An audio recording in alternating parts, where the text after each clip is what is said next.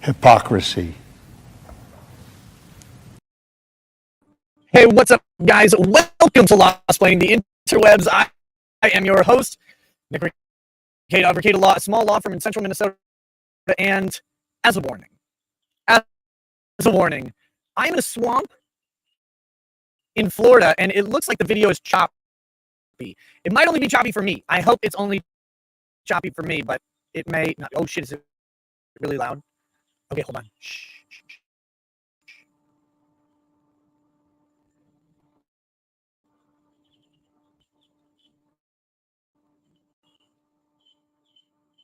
Okay, hold on.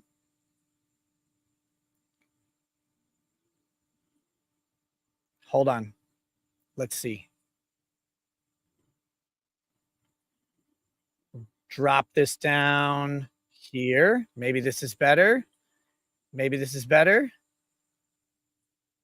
Is this better? Okay. All right.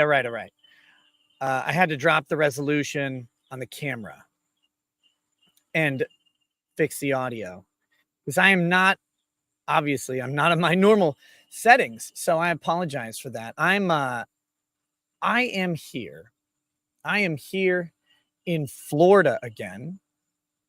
I'm back on the family vacation, and they had to. There's an audio delay. Oh, that's just lovely. Lovely. So, it's not an OnlyFans stream. Well, I mean, it might be. Who knows? So, he's on Wi-Fi. It won't be perfect. I'm actually on hotspot Wi-Fi, which is even better. So I might drop the resolution one more time, actually, which is fine because I don't need to look. I mean, I already look terrible because I'm in the fucking swamp.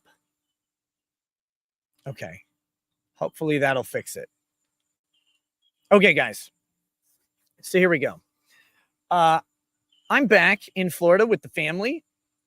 We're back in Florida, obviously.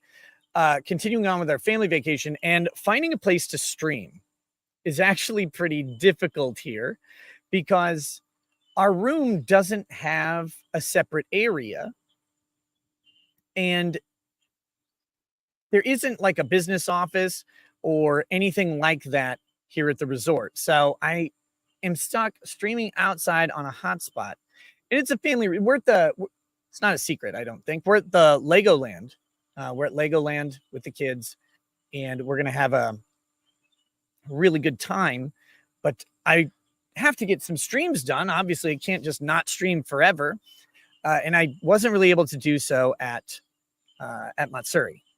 But we are going to talk about Matsuri today very soon. We're going to open up with the dark truth about anime Matsuri. Finally, I can talk about it. Finally, I can do that. And we need to. We need to talk about anime Matsuri and the deep, seedy underside of it. So we're going to do that. We're also going to talk about the Trump indictment that dropped just a couple hours ago in Georgia, the Georgia election indictment that we all knew was coming. Looked like it was going to be 39 counts. Turns out to be 11 counts. So I wouldn't say it's underwhelming, but it's underwhelming. So we'll do that. And we may be talking about the guy who definitely totally threatened to murder everybody. And so the feds went and killed him. Pretty interesting how that worked out. Now, it actually is a pretty interesting case because it's not that simple. There are limits to speech that we have to discuss, I suppose. And this guy apparently approaching those limits. And when the friendly federal government went up to enforce him, as the only witnesses to the encounter, they could definitely verify that he was threatening to murder all of them too. So we'll have to talk about that a little bit probably.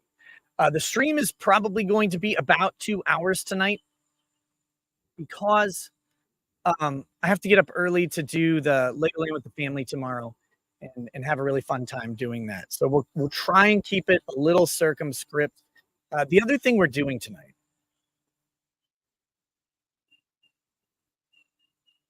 it's a punishment whiskey stream. It's a punishment whiskey stream. Kumi Mancer, you can ask me all you want about that guy. He's been banned like 5 times by locals. So I don't know. I don't care. I think he's does gay fed posting, but that's on him, whatever. So here's the punishment whiskey. Iron Smoke straight bourbon whiskey. I picked this up in Florida. It's really fucking bad. It is really, really bad. So I'll be drinking a little bit of this tonight as punishment for not streaming. I give this a recommendation. This is a recommendation whiskey, right? People always ask me for recommendations. Oh, should I buy, like, what kind of whiskey should I buy for this special occasion? So here's a special occasion you should buy whiskey for. If you're going to divorce someone, buy them this, right? That's nice.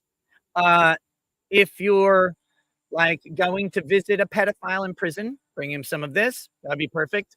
If you, I don't know, if you murder someone and light their body on fire with liquor, use this.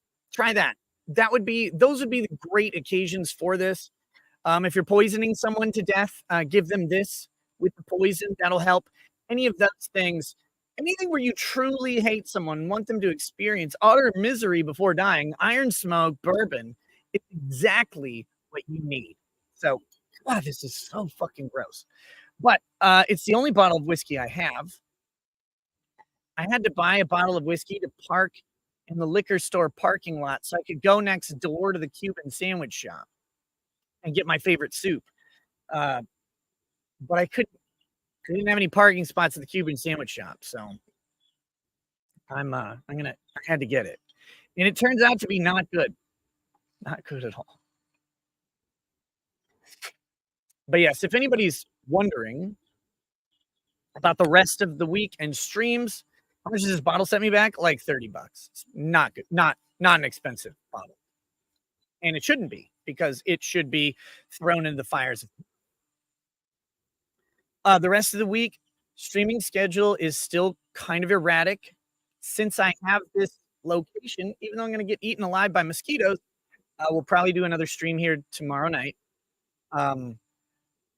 And the next night is really iffy because I have a long, long drive back to Texas because I'm an idiot and have everything planned like in a row. Actually, it's just the timing of all these events and when we had time to do them means that we're driving from Florida back to Texas, and then we'll be driving back to Minnesota. So streaming on Thursday night is really iffy. Streaming on Friday night seems fine. But we'll get that. We'll get there. And I'm going to be waving my hands around all limp-wristedly all night long, it appears. So let's do that. We got a couple super chats I want to grab, and then we'll get right into the show. So I don't spend too much time just dilly-dallying around. Dildo, Aldo, yeah. Scott Rauch says, misery before I expire sounds like my kind of drink. Pass me a glass. Okay, buddy. All yours. All yours. Okay. So we're going to start with this, the dark truth of Anime Matsuri. As you guys know, Anime Matsuri, or don't know, started on Thursday with the opening of Artist Alley.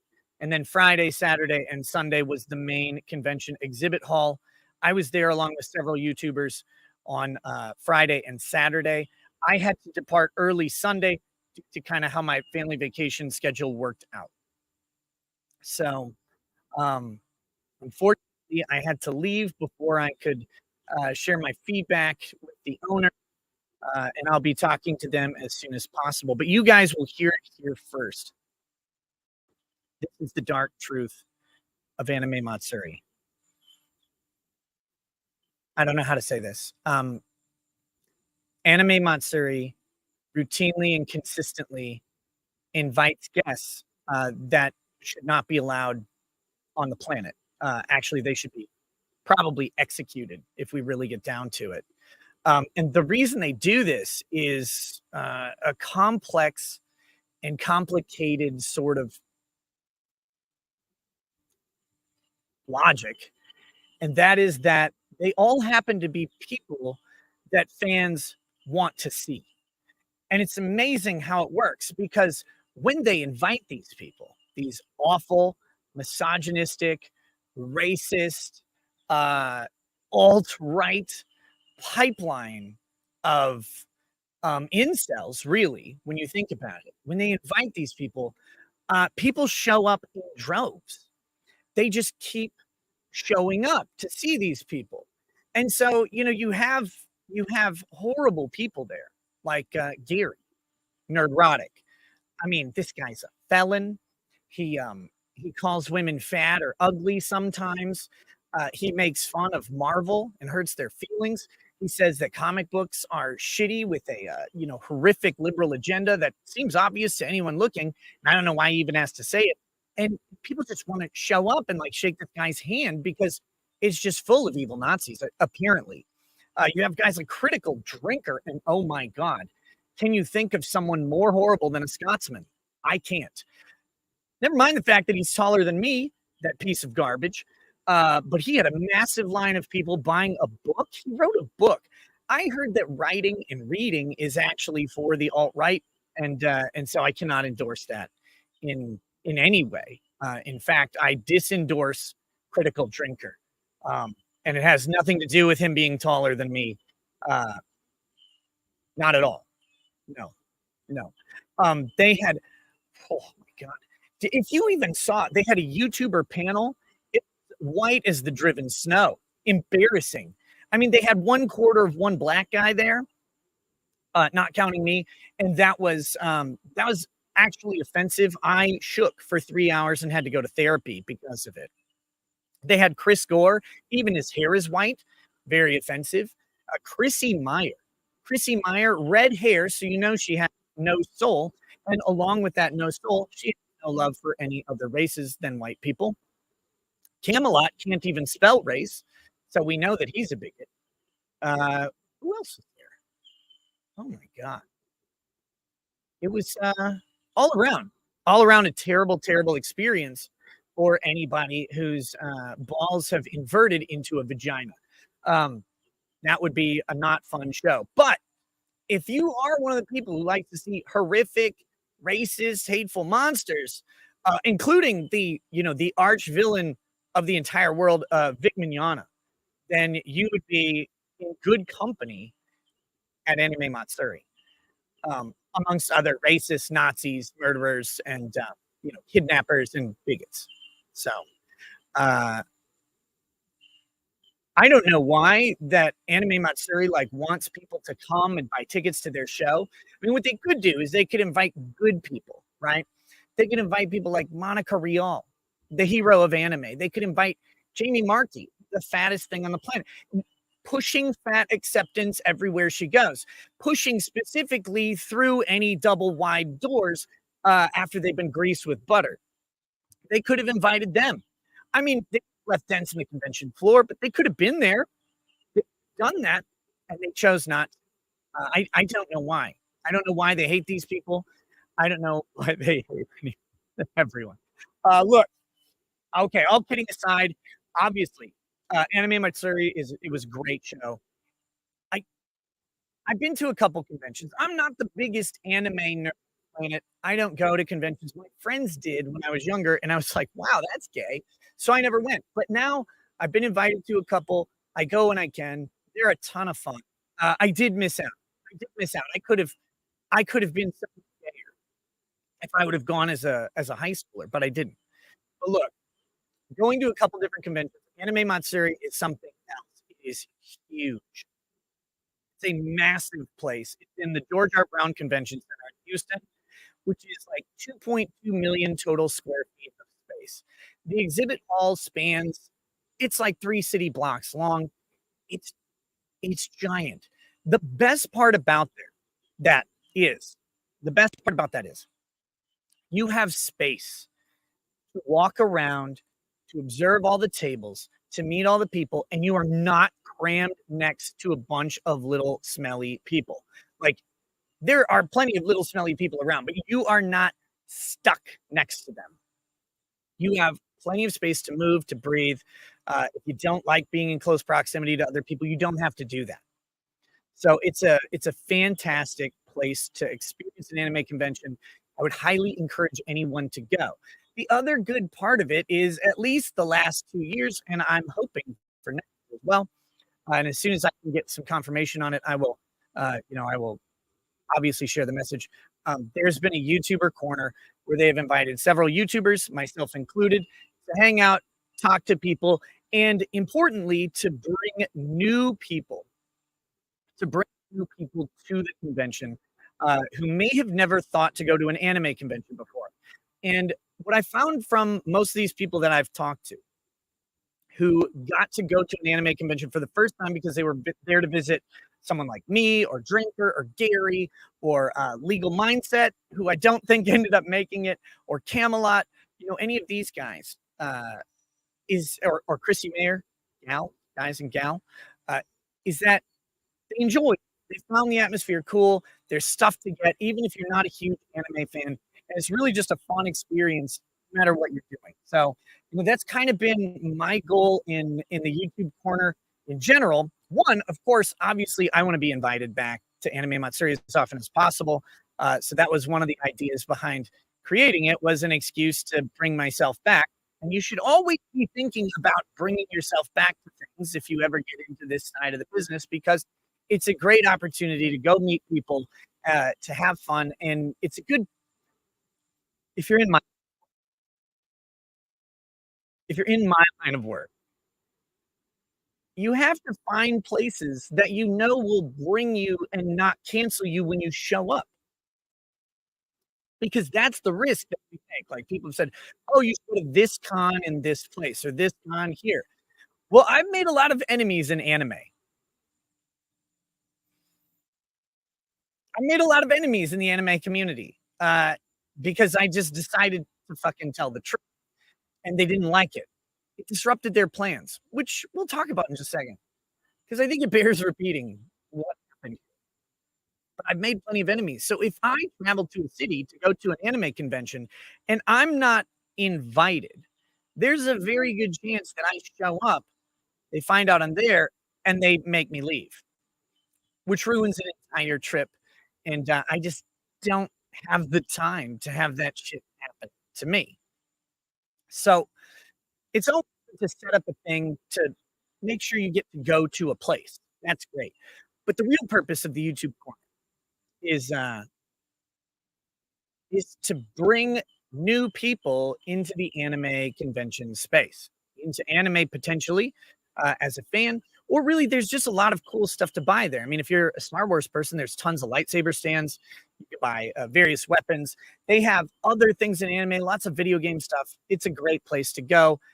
Tons of cool crafty things, lots of fantastic art, and you can meet some cool people. So that was kind of the goal, is to get a reason for some other people who might not normally go to the convention to go. And it looks to have been very, very successful. So hopefully we can do that and get a better mic. The compression is ass. Hold on. Maybe look, here's the problem. Tell me if this is a little bit better. I've adjusted the gain on this mic. I can't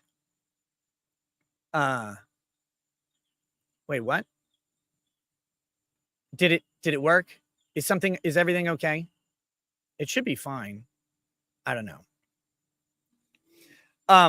I turned the gain down. I can't tell how this mic is picking up stuff. It's not my normal mic. It's a mess. It's a mess. It looks like Rumble is having trouble. Looks like Rumble is having trouble. Yeah. Yeah, hold on. Okay. Maybe maybe I got banned off of Rumble. That's a joke. Hold on. Stream is up on YouTube. Rumble has an issue. One sec. All right, I'm going to try and get Rumble back. 1 second.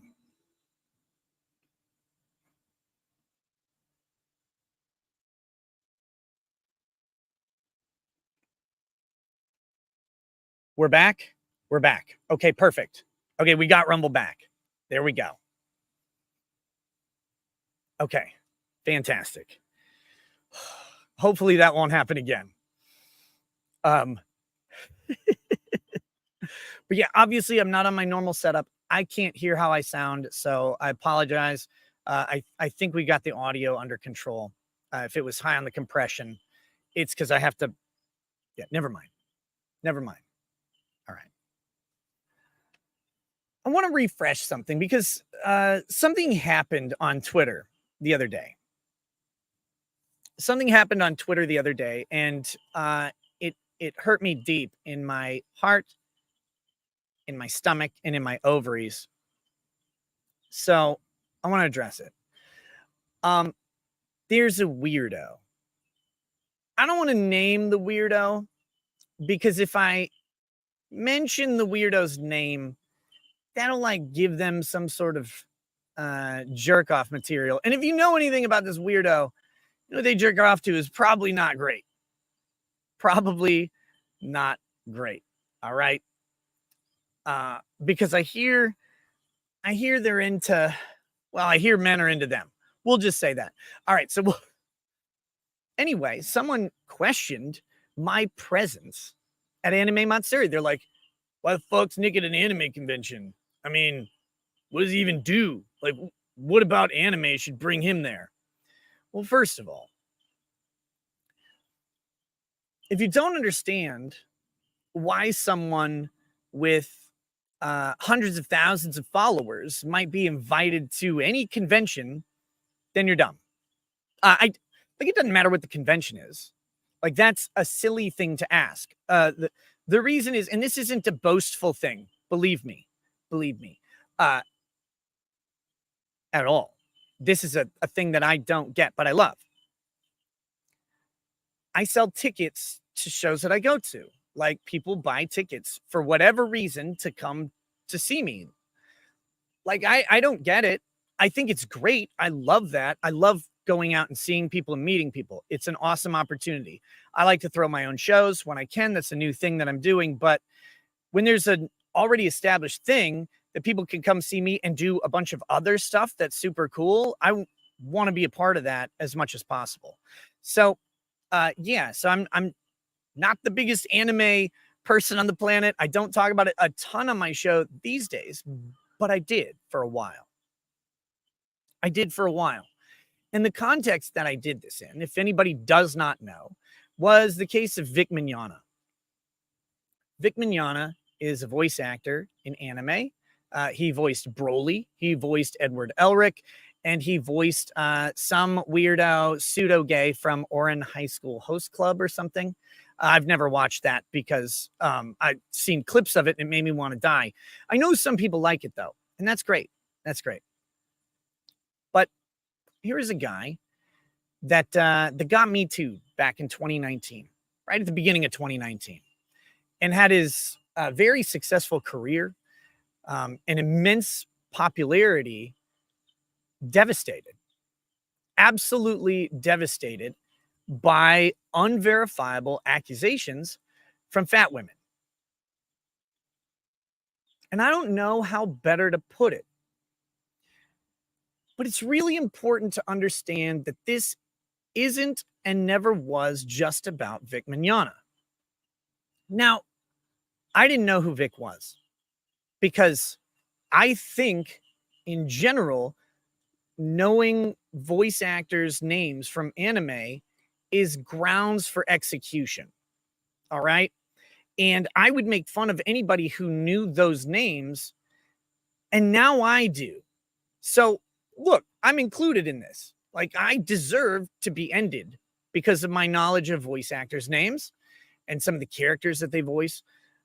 Also, I deserve to be mocked, derided, ridiculed, all of those things. I don't hold myself out on any sort of branch or limb unless it's attached to a noose that I'm jumping off of it. Okay. So uh, I did not know Vic's name. I had seen, unbeknownst to me, a clip of Vic doing the Broly yell of Kakarot, which I'm not going to do. Well, no, I can do it in Vic's voice. Kakarot.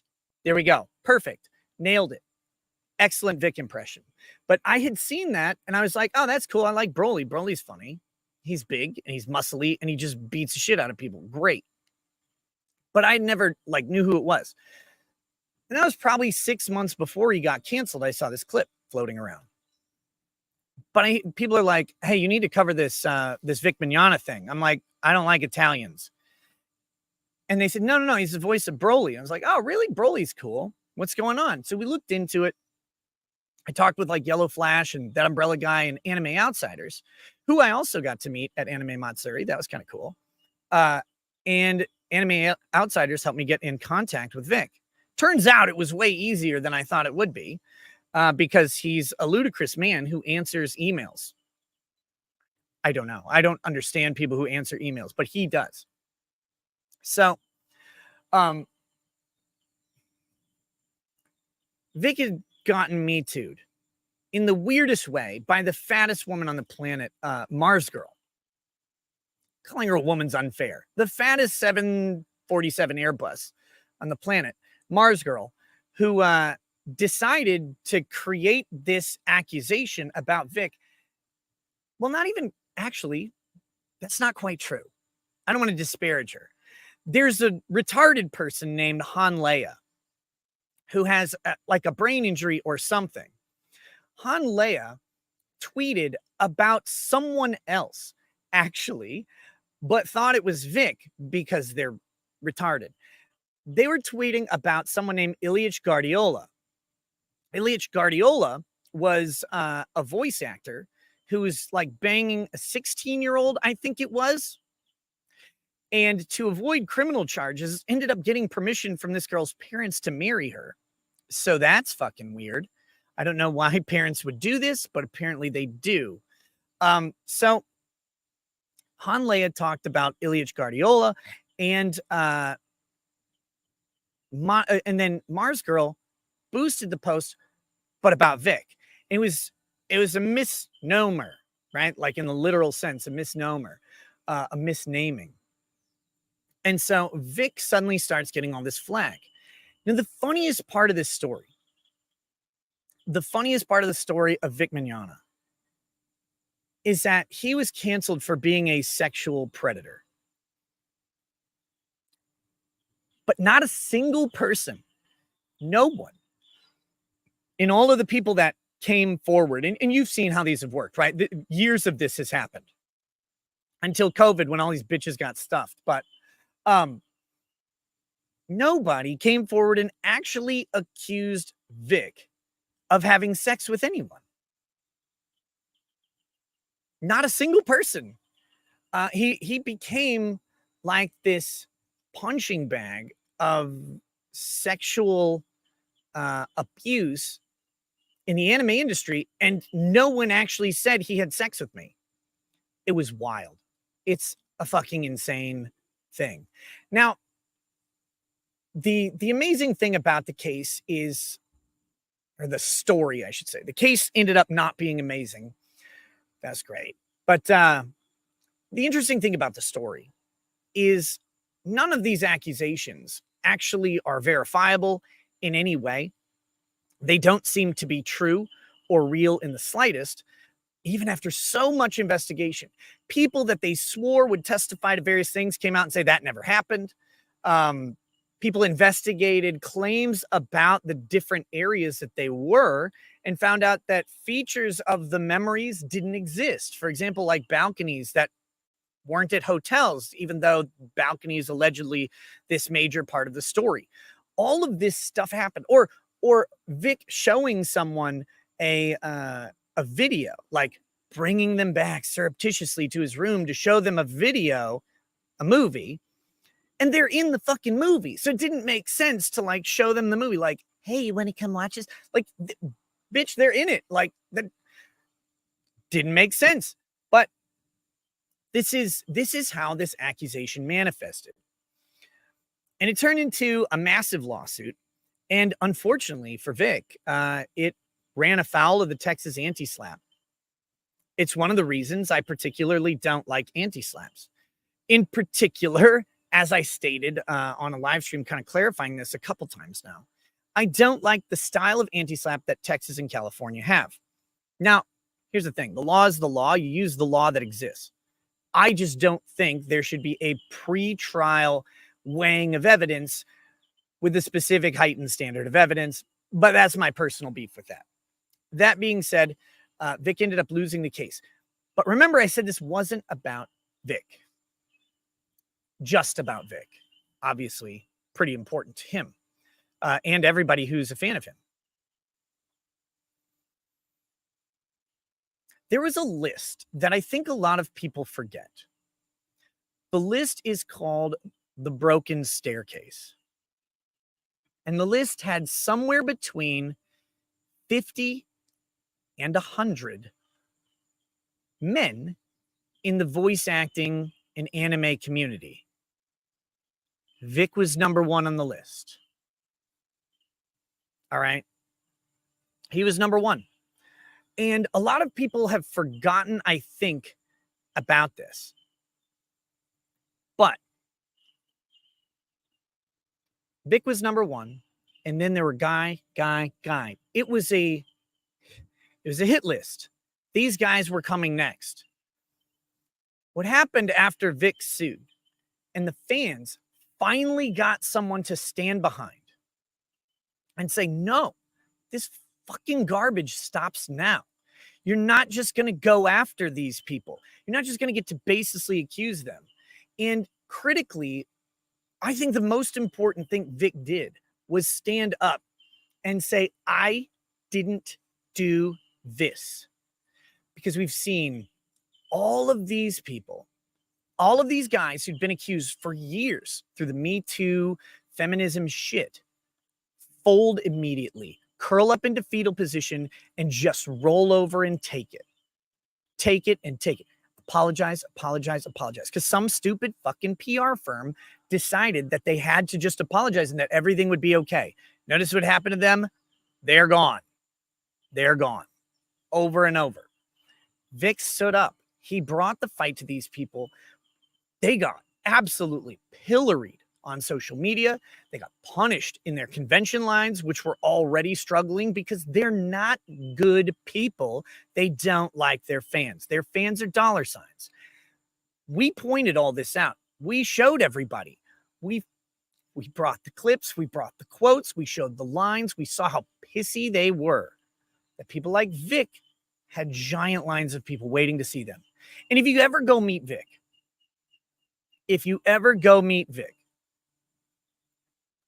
you'll see immediately why people love to go visit him over and over and over. You'll find it. And it's because he's so damn good at interacting with people for hours and hours and hours at a time, often not taking bathroom breaks, not eating, just staying at his table. He's fantastic at it. He's probably the best, one of the best people in the industry, at the convention industry, at interacting with people. It's really something to see. And mock a little bit, because you got to mock your friends. But Vic did this. We exposed the jealousy, showed these people to be hateful, spiteful, nasty people. They didn't like their fans. They thought their fans were racist. They thought their fans were sexist. They thought everything. All people did was say, hey, do you have any proof? Do you have anything? Anything. People were begging for anything about Vic to manifest. And it never did. It never did. Because of Vic standing up, because of Vic fighting back, everyone on that list owes that man the biggest blowjob on the planet. They do. Because everyone on that list was saved by him. And it's amazing. it's amazing that that is what ended up happening. So, for anyone who asks like why I'm invited to Anime Matsuri, Manime Matsuri, oh God, I'd probably go. Oh Jesus! Anyone who wants to know why I am invited to Anime Matsuri, it breaks down to a very simple thing. Like this is the flat, honest truth. The first year I was invited was 2019. All right. I was talking about Vic, and Anime Matsuri was the first convention to stand up and not cancel him, to publicly not cancel Vic. They said, no, we're bringing Vic Mignogna here. He's coming here. Lots of conventions. Bam, bam, bam. Cancel, cancel, cancel.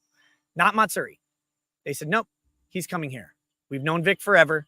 And until someone shows us like a real piece of evidence, we're not going to buy into this stupid mob, right? So I would talk about it. I encourage people to go. Like, if you want to go see Vic, go to Anime Matsuri. Go there.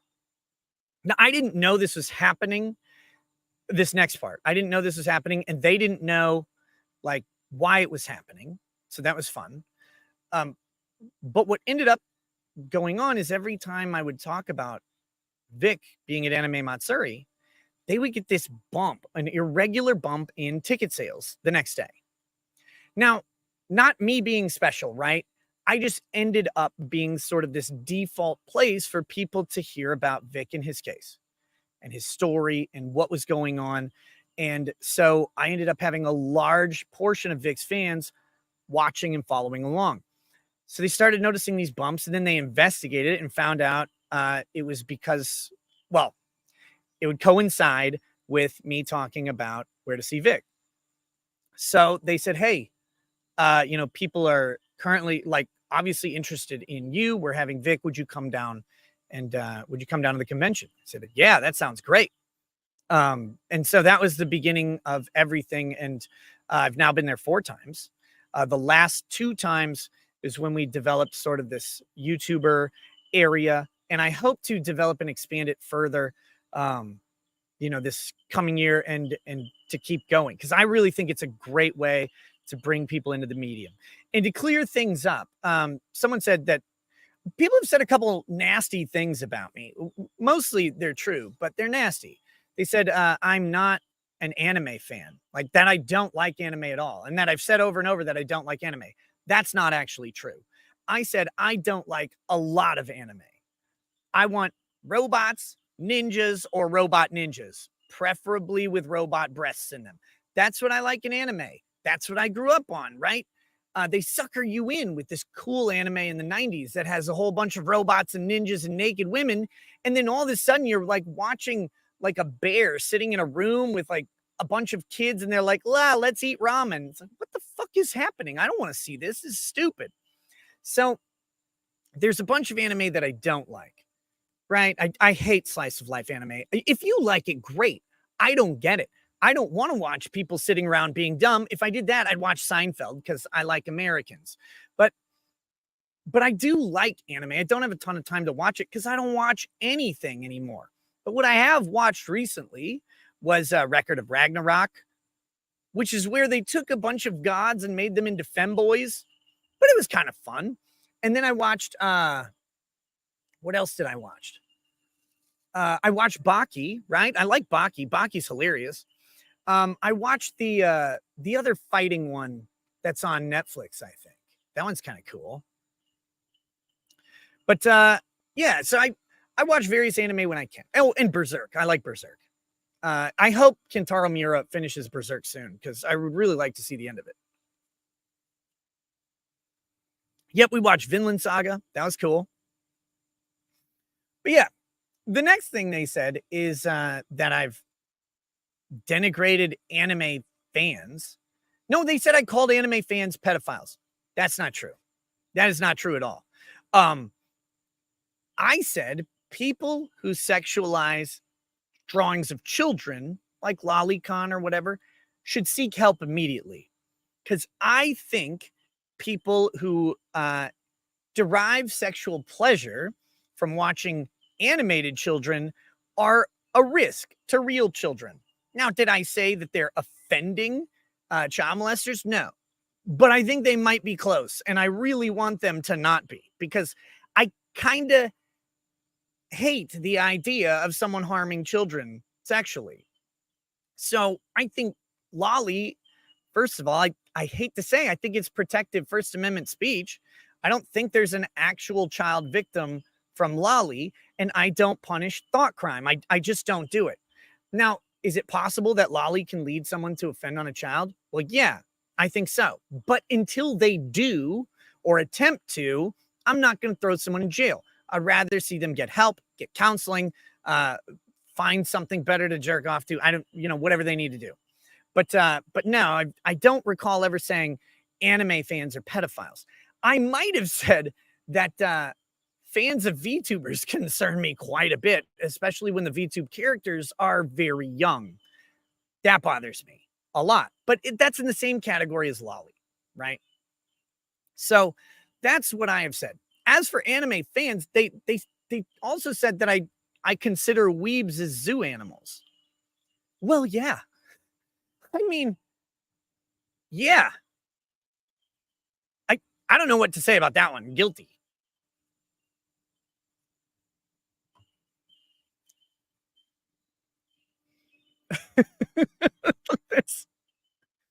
I didn't think that was a debate. But anyway, so I wanted to clear that up. Nasty stuff being said about me on Twitter, and no understanding of why I would be at an anime convention. But the fact is, I like going. I love meeting people. I love going to see Vic too. We got to do karaoke together. We got to smoke some cigars and drink some whiskey, which was great. So it was an awesome time doing that. And I love being able to go down and visit with other YouTubers and stuff like that. Plus, the convention owners of Anime Matsuri are just fucking great. They're just great. So I hope to go see them a million more times before I die. But yeah, that's why I go see anime. Now, the real question is, for the person asking why an anime convention would invite me, I'll just answer your question with a question. Why did you film yourself having sex with men? I'm much more concerned about that one.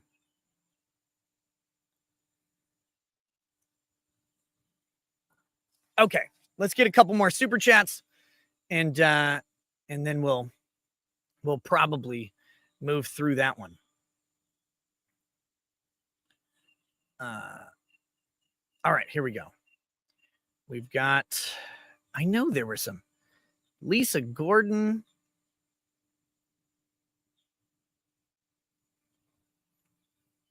Oh, man. Lisa Gordon says, hi, I'm Rob, Lisa's husband. She has early onset dementia. She's forgotten so much. However, you're a recent memory she keeps. Thank you for being you. To Rob.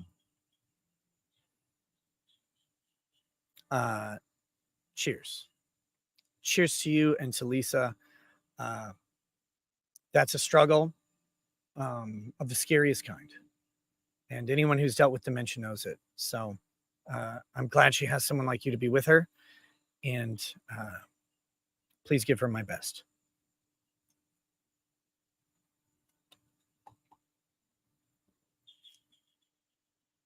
And it's my pleasure, by the way. I thought there was another one in here, but all right. We've got Dictator York says, what is the punishment for a biased judge if there is one? Basically nothing. It depends. Fucking lawyer answer. It depends. All right. Most judges are covered by judicial immunity in their decisions, which means as long as they're exercising their discretion, even if they abuse that discretion, the answer is rarely punishment for a judge. There are sanctions that can happen. A judge can be temporarily or permanently removed from the bench, depending on the type of judge. State judges sometimes can be removed from the bench. Federal judges can only be removed from the bench by impeachment. But state judges can be temporarily decalendared which is kind of like an unofficial punishment, or they can be completely removed, depending on the type of infraction. If the bias is a criminal, is a criminal issue like bribery or something like that, obviously they can go to prison and they can subsequently be impeached at the federal level. But typically speaking, you don't have too much happen to judges. You just don't. They get a broad ability to exercise their discretion. Now, the Parkland judge was going to be sanctioned in some way, it seems, for her bias against the defendant. And this is the problem with these judges. Like, you have one of the most loathsome, detestable defendants that there could be. This person went into a school, shot up a bunch of kids, right? Nicholas Cruz. You don't need to be biased against him. Just do it. Just do the trial, and then they'll go to prison. It'll be fine. Maybe they'll get the death penalty. But depending on the type of bias and the level of bias, there can be sanctions that happen. We don't know what she was going to get sanctioned with. It might have just been a reprimand. It might have been something more. We'll never know because she resigned before the sanctions actually were able to be ruled on. So normally, though, judges don't really get punished. You know, the courts want the judges to exercise their discretion, and unfortunately, that sometimes includes some bias. Now, bias can be, depending on the type of bias and in where it comes in and how it impacts a defendant or a plaintiff if it's a civil case. They can be grounds for like a mistrial. They can be, they can overturn judgments or jury verdicts even in some cases. But a lot of times they don't, because it has to be sufficiently prejudicial, and it has to be something more than what they call a harmless error, okay? Now, a harmless error is where there is something like bias. Some sort of thing comes through that seems unfair, but upon review of the case by whoever's reviewing it, typically the appeals court, they find that the error didn't actually impact the case itself. I don't really think that that's a real thing, in my opinion, but it's about judicial economy. Because if there were every instance of some misconduct and every instance was automatically an error that was sufficiently prejudicial, which, let me be clear, in concept, I think every error is sufficiently prejudicial. In practice, it would make every trial end up in multiple hundreds of trials to find an error-free trial. Like, there's gonna be little mistakes at some points. And it's, that's the problem. That's the problem. When concept runs into practicality, at the end of the day, we do have to have a system that actually functions. And for better or worse, the American system does function, and it functions as efficiently as it can. But I mean, could you imagine if you did a civil case and any single sign of bias that you could convince someone of was grounds for a mistrial and a retrial? I mean, you'd be litigating forever. So Luke B says, I'm new here. How come this one doesn't wear the little cap? He's an atheist. I'm not actually Jewish. I'm only honorarily Jewish. So they gave me a bank to run, also a media company, but they chopped off a little bit of my penis. But they didn't give me a hat. They're like, well, you got hair, have a bagel. That's all I got. So sorry. I'm only partly Jewish, like what's his face in Casino, Robert De Niro. So, okay. But yeah, so judges aren't often punished. It's very rare that you see judges actually get punished, but they sometimes do. Toast for the quartering's father. Yes, we can do that. We can do that.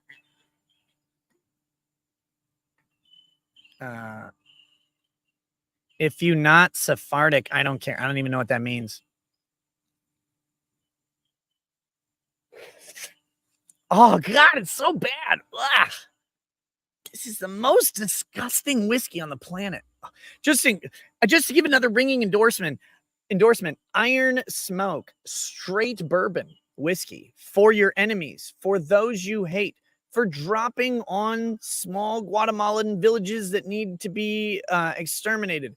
Whatever it is, throw this whiskey at your enemies, bash them to death in the liquor store with it, whatever you need to do. Just don't drink it yourself, because God, it sucks. Ugh. But it's all I have with me. It is better than Malort. I will say that. But yeah. So to my man, the quartering, to Jeremy, who's been a friend of mine on YouTube for a very long time, who's been very gracious to me in hosting me on live streams and joining mine, and who has who has promoted projects of mine as well. To the passing of your father, the loss of a father is always devastating, should always be devastating. In the instances of good fathers, we mourn what they will never be able to teach us. We mourn the advice we will never get. We mourn the comfort that will never come again. In the case of bad fathers, we mourn the missed opportunity of reconciling. We mourn the loss of story from the parts of our lives that they may have been absent. So fathers, good and bad, always a loss, especially for men and especially for women. Cheers to your father, Jeremy. May you rest in peace.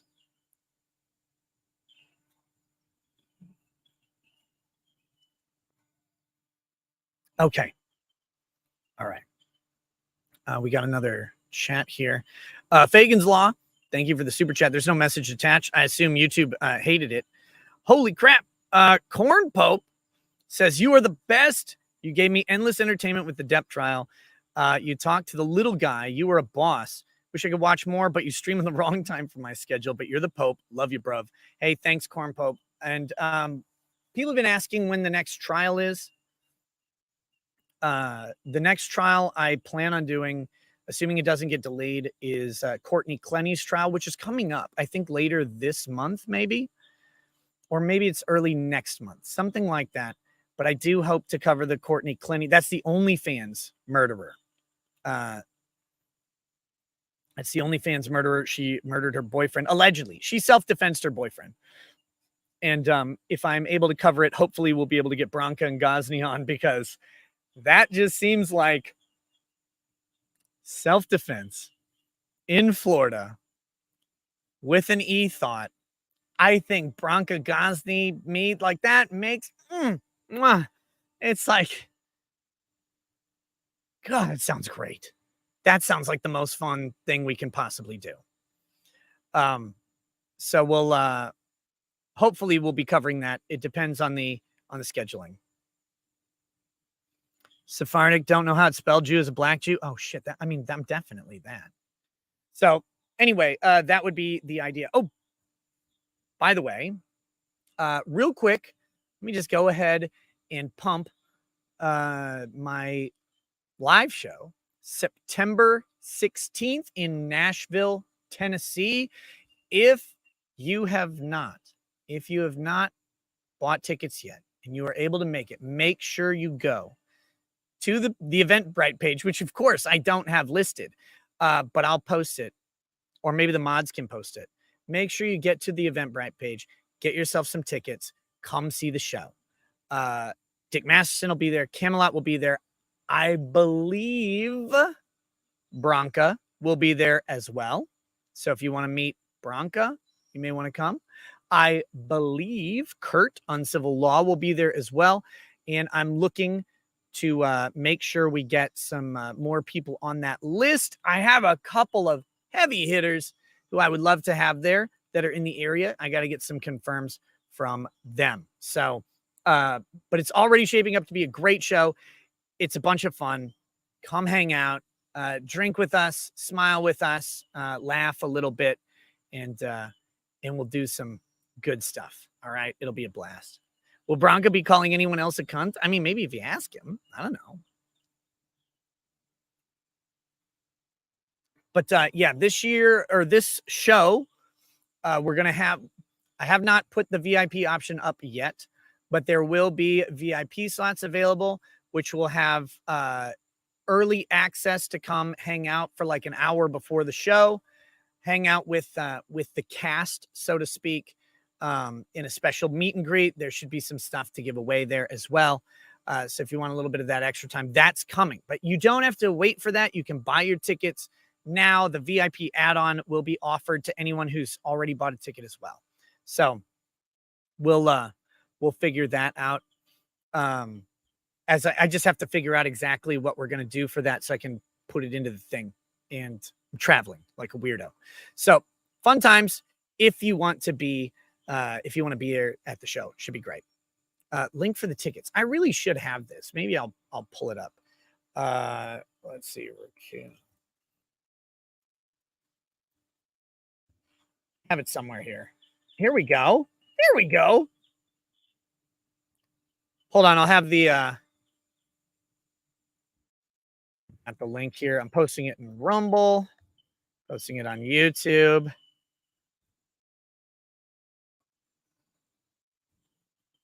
There we go. So that is posted on Rumble Locals and YouTube.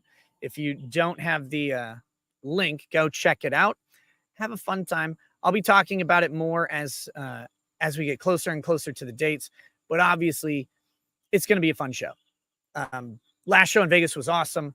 And we'll be hanging out after the show as well. Like there'll be, like, if you can't get a VIP ticket to come before the show, don't worry. We'll be there after the show, hanging out, or we might migrate to another bar because I think the place we're at might close at midnight. If that's the case, we'll migrate to another bar that's open a little later, hang out some more, have a good time. So, okay. All right. I think that covers most of what we're going to talk about with Anime Matsuri. Oh, look, guys, Anime Matsuri also had Lofty Pixels. I mean, and I don't know where else you could meet Lofty and, make fun of him in person, but he was there. Just kidding. Lofty. Well, no, I'm not kidding. Lofty was there, but Lofty's actually a ton of fun to hang out with in person, and people should do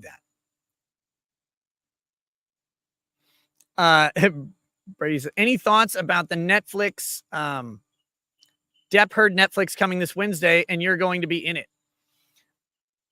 I hope they portray me as a horrible misogynist. That would be good. I hope they get a fat joke or two in there. I really want to see. God, I want them. I hope they put a bunch of clips of me commenting about Amber Heard's shitty wardrobe and how bad she looks. That'd be great. But I don't know. I don't know if the Netflix documentary is positive or negative about, me. And okay, so Tug mentioned that no one contacted him about the documentary. Now, someone did contact me and ask permission to use clips from my show in a documentary. I don't know if it's the Netflix one, though. I actually don't know if it's this one or not. I need to go and check, because if it's a different documentary, I think it'd be funny to copyright claim the Netflix trailer, right? Like, that'd be hilarious because it's mine. But if it's the people who asked me for permission, well, I wouldn't do that. That'd be rude. But yeah, so I don't know who it was that asked me about it, because it was a while back. And so I don't know if it's the same company or if there's a different documentary. I thought the one that asked me was being made by some Europeans, but I don't know. I'll look into it. How do you not know who you gave permission to? Well, I have it. I have the record of it. I just don't know off the top of my head who it was. And I don't know who made this one, because I don't know how many Johnny Depp documentaries are being made.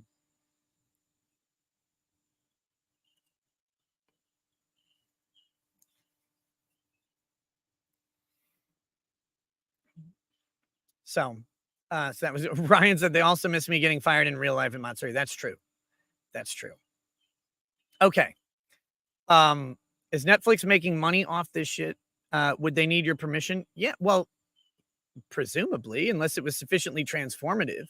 Now, I watched that trailer, And there's nothing in the trailer, like from my clip, that is at all transformative. So, I mean, that could be an issue, right? Maybe I could claim the money. No, I can't because I'm not in an MCN. Very lame. But we'll see. Like I said, I got to look into who's actually uh who actually, contacted me. And if it's them, well then that's a different story. But I have no idea. So we'll see. Okay. And I don't even know if the documentary is positive or negative. I have no idea. So it was titled "We Thought She Would Win, but She Didn't." I mean, I think, now let's be fair. A lot of us thought Johnny Depp should win, but not all of us thought Johnny Depp would win. That's a different question.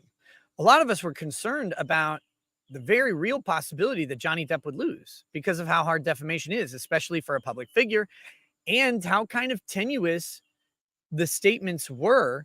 They were very carefully crafted by lawyers, obviously, to try and be as defamation proof as possible. And they made a good run of it. They just happened to lose because Johnny Depp's legal team was very good. And they got a jury convinced that the defamation that was stated was sufficient to bolster all of the defamation and kind of impute it into the statements. And let's be very clear about something. This is the reality of juries. I said this at the time. I said this in the trial. I maintain this. The advantage of a jury in these cases is that the legal restrictions on defamation don't bind a jury. I guess, in other words, a jury is not really obligated, like they're obligated to follow the law, but they don't necessarily do so. And the three statements about Johnny Depp, while I think were, Jesus Christ, sprinklers turned on. Those the statements about Johnny Depp, well, I think they were ultimately defamatory. They weren't necessarily you better fucking not. You better not. If I get sprayed by this sprinkler, I'm going to murder someone. Oh, I think it's going to be just short. Oh, thank God. Okay. So the statements about Johnny Depp, as far as defamation law goes, those three statements are probably not actually the cause of Johnny Depp's damages. Johnny Depp's damages started before those three statements in that article. Like, let's be honest. They started with the domestic abuse allegations and the picture and all of that shit. And that stuff is not actually supposed to be imputed into those statements. In fact, they specifically instructed the jury that they were not able to do that. But of course they did. Of course they did. So now, that's the rub. But that's how juries work. Juries aren't bound by a legal restriction unless it's an impossible conclusion. And the fact that the jury concluded those three statements were the cause of the damage to Johnny Depp is an acceptably reasonable legal conclusion, even if we can logic through and say, it's probably not it, though. Like, it's probably not it. But a jury could reasonably find that it is. And they did. So it's this beautiful thing about juries. So I'm not gonna condemn the trailer from the title. We'll see what the documentary looks like. Now, is it probably a hit piece? Are they probably gonna depict me as a horrible person? The fuck is that? Locals in Florida, man. I think something's getting killed. Do you guys hear that? The shrieking? I mean, if they depict me as an evil person, that's fine. I don't really care. Like, people already think that. There's not much you could do about it. So, yeah. And if you like Amber Heard, I don't want you to think I'm a great person anyway. But all right. So we got one more thing to do here. We need to do this. Let's go with this.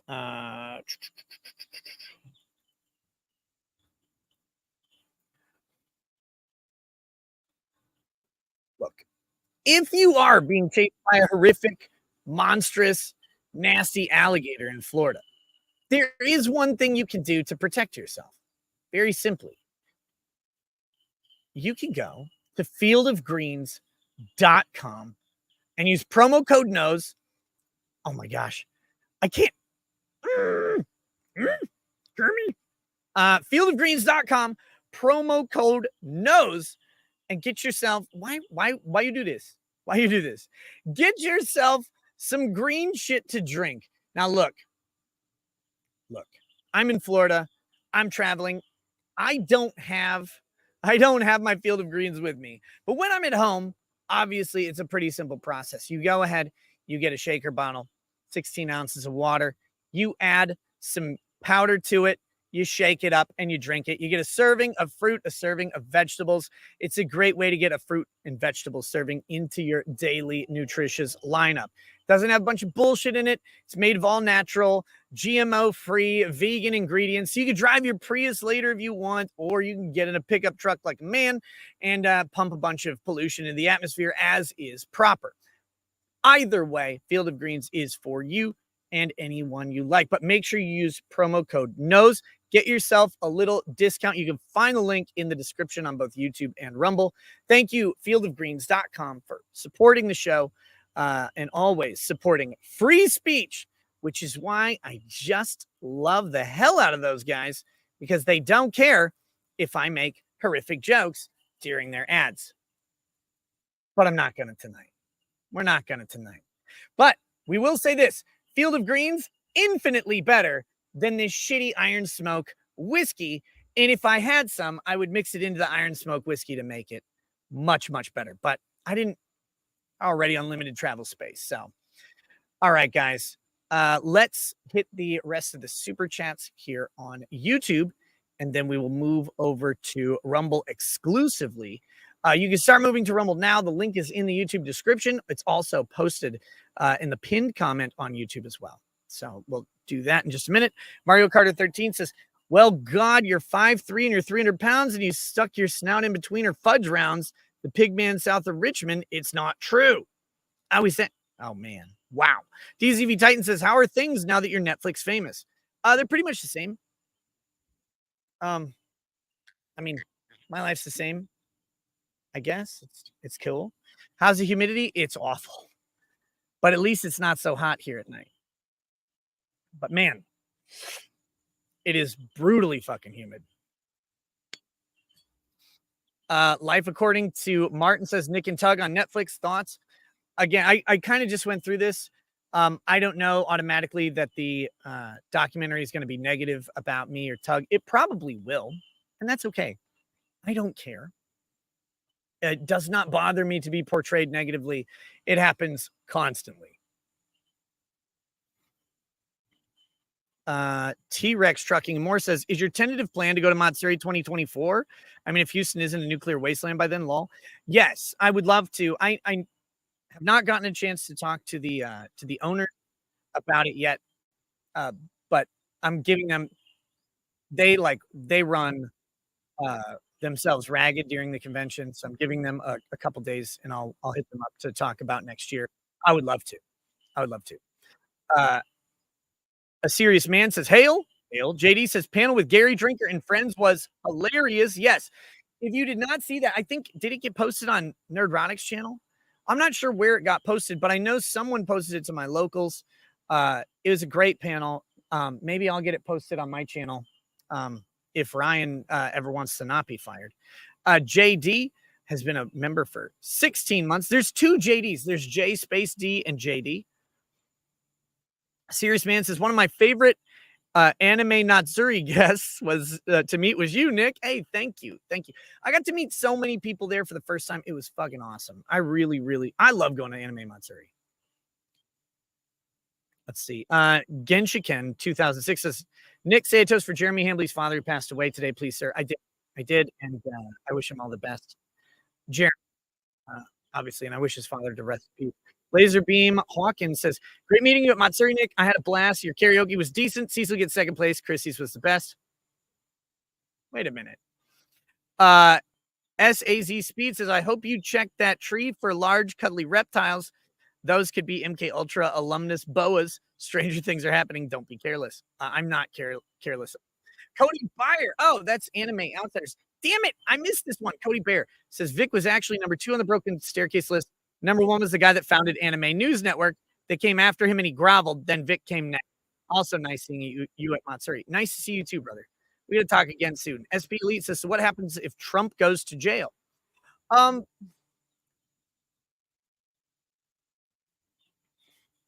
We're going to talk about that on Rumble because we're going to be talking about the indictment.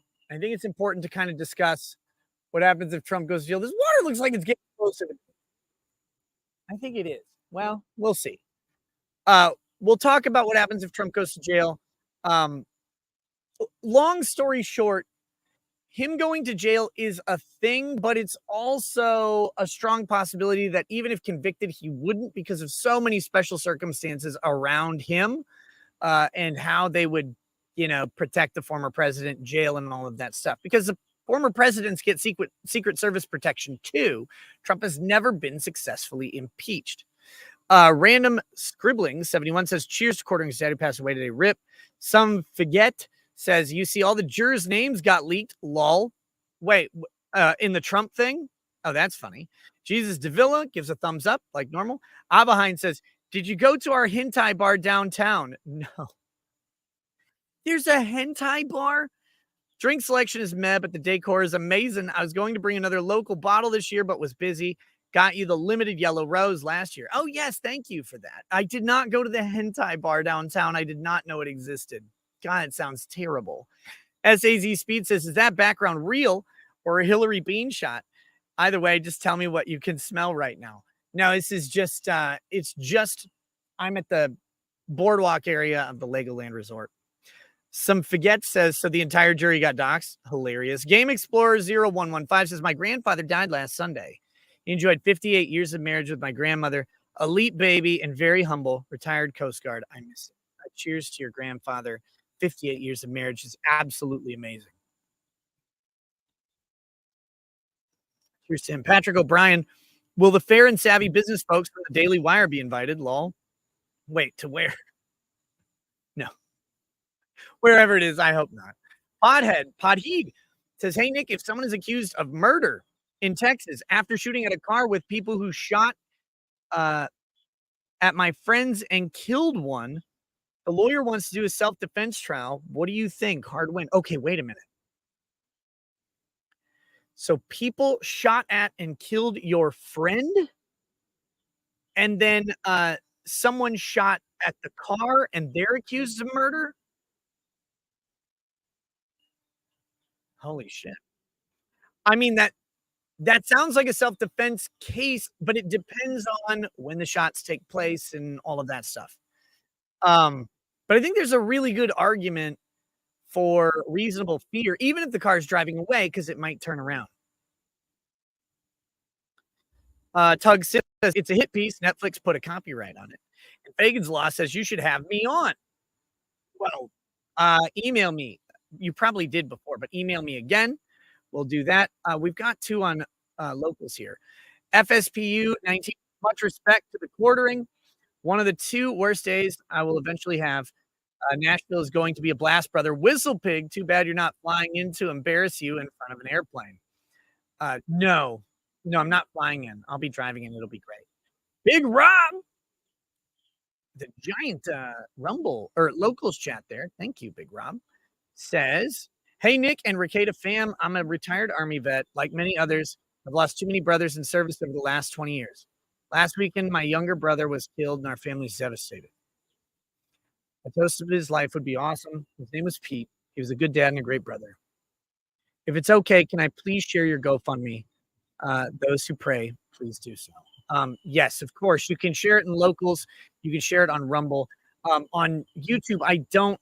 I have link sharing turned off because you kind of have to with the porn bots. But yes, I will of course give toast to Pete. To Pete, a great brother, a better father, taken far too soon from this world, as so many young men are, in service to this nation, in service to their fellow citizens. May he rest in peace. May he be remembered for his honor and service and duty, but most importantly, the duty served to his family. Cheers to Pete. All right, guys. We're gonna pop over to YouTube. Sorry, we're gonna pop off of YouTube. I will see you over on Rumble in just a second. If you don't join me on Rumble, join me tomorrow night on YouTube and Rumble as well, and we'll have another show going. And I will see you guys then. Hope you have a good night. Peace. Peace. We got this little outro thing. For the thousands in attendance and the millions watching around the world, ladies and gentlemen,